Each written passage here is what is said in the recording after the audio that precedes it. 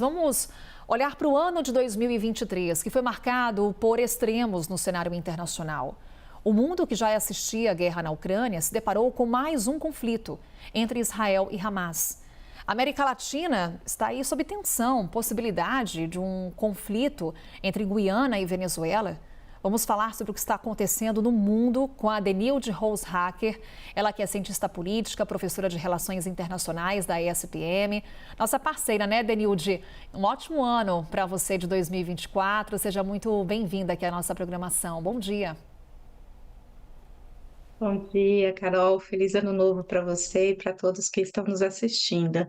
Pois é, e a gente quer paz, né, Denilde? Porque a gente está há quase 2 anos, por exemplo, falando sobre a guerra na Ucrânia. E chama a atenção a mensagem de fim de ano de Volodymyr Zelensky, quando ele fala que vai destruir o exército russo. Nesse momento, o Volodymyr Zelensky está numa situação de fragilidade. Ele não conseguiu recursos dos Estados Unidos, da União Europeia, o que ele queria, né, de fato, ao, por exemplo, se encontrar com o Joe Biden, ao conversar com líderes europeus. O que a gente pode esperar do futuro desse conflito?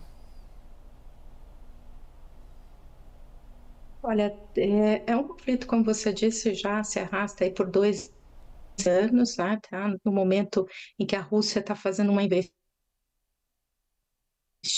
né, chamada investida de inverno, e tendo aí um ataque grande às cidades ucranianas. Essa fala do Zelensky é como uma forma de trazer também para uma motivação nacional, mostrar que o país ainda está fortemente ligado, atuando e tem capacidade de vitória. Mas o que tudo indica é que caminha-se aí para que se comece a tentar discutir um processo de paz e colocar um fim a esse conflito. Tanto Estados Unidos quanto a Europa têm pressionado pelo custo da guerra, pelo custo financeiro, mas também o custo militar do conflito. Então isso coloca para o Zelensky aí uma situação em que ele pode ter que negociar.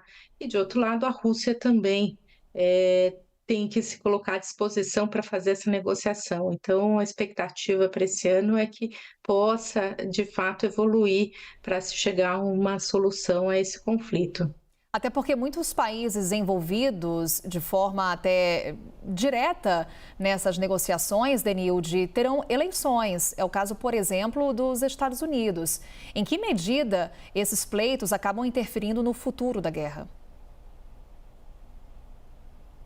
Muito, né? Porque o Biden tem dois frontes de combate aí envolvido diretamente, né? Ou de forma financeira diretamente, que é o caso de Israel, Hamas, e no caso da Ucrânia. Então isso tem um desgaste político interno muito forte. Há uma crítica muito forte nos Estados Unidos pela forma como o Biden vem conduzindo.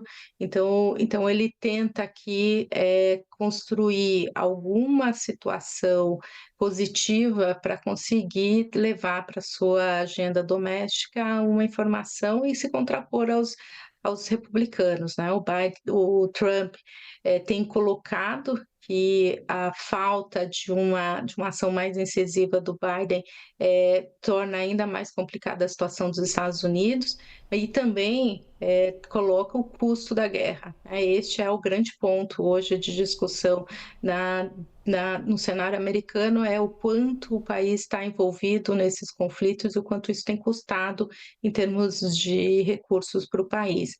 Então, apesar do Biden ter conseguido recursos Perdemos o contato? para Israel, o que se esperava para a Ucrânia, então isso mostra aí a dificuldade que ele tem. Então, acho que isso é um ponto importante, entra num jogo político importante. Na Europa também há uma pressão muito forte da opinião pública europeia para que se chegue a um consenso, que se leve a uma solução pacífica. Então isso pressiona os governos para que tentem a pressionar tanto do lado ucraniano quanto também a Rússia a sentarem à mesa e negociarem. Mas é uma situação ainda muito tensa, né? A gente vê que os dois lados têm muito ainda pouca predisposição, então isso vai depender dessa pressão internacional e das pressões domésticas para que se de fato caminhe para uma solução pacífica nesse caso. Tivemos algumas falhas aqui na conversa com a Denilde Roshacker, mas acredito que sem qualquer comprometimento da compreensão do raciocínio da Denilde. Denilde, para falar também, estamos aqui falando de quase 2 anos da guerra na Ucrânia, mas caminhamos para 3 meses do conflito entre Israel e Hamas. Há uma expectativa das autoridades israelenses de que o conflito deve durar pelo menos até o mês de fevereiro, quando se daria o principal objetivo das autoridades israelenses, que é acabar com o grupo Hamas. A questão que fica é o futuro desse território da faixa de Gaza, completamente destruído por conta desse conflito, por conta dessa guerra. Como fica a governabilidade dessa região diante do que quer Benjamin Netanyahu e diante do que pede a comunidade internacional? Olha, neste caso, acho que tem a pressão internacional é ainda mais forte do que quando a gente olha para a questão rússia-ucraniana. E isso coloca um grande desafio para o Netanyahu, né? A ação militar tem sido muito questionada, né? Os impactos humanitários têm sido cada vez mais questionado, especialmente aí nos Estados Unidos, que é o principal aliado, e o Biden tem feito um esforço muito grande de garantir essa aliança com Israel e coloca aí um questionamento para o que vai ser depois. Tudo vai depender, Carol, do que vai ser resultado dessa ação militar, né? O quanto, de fato, Israel vai conseguir destruir a estrutura do Hamas, como vai ser a ocupação nesse processo, então, que tipo de ocupação vai ser feita, se é uma ocupação internacional, por forças internacionais, se vai ser uma ocupação israelense, como já ocorreu em outros períodos, então ainda é muito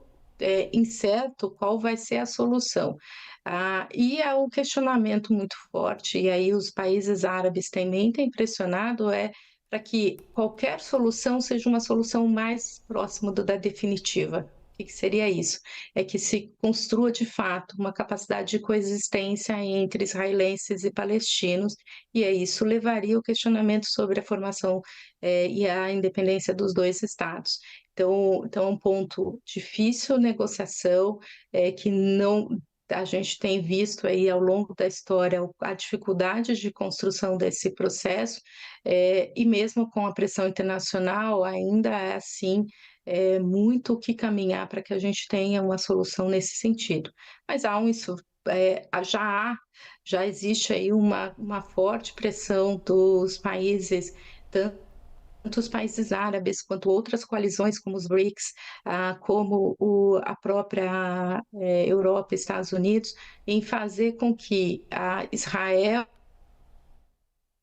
Perdemos e o... palestinos do Hamas, a gente está falando da autoridade palestina como a organização legítima de representação dos palestinos, possa de fato ser capaz de fazer um processo de reconstrução da região. Mas os impactos humanitários, os impactos na infraestrutura de Gaza, tudo isso também vai exigir um esforço muito forte, adicional aí de reconstrução, que ainda também não foi discutido como que vai ser feito e quem é que vai participar ativamente deste processo. Denilde Roshacker trazendo para a gente um pouco do panorama do que aconteceu em 2023, do que esperar em 2024 sobre a guerra na Ucrânia e também sobre o conflito entre Israel e Hamas. Mais uma vez, Denilde, muito obrigada. Um ótimo ano de 2024 para você e até uma próxima.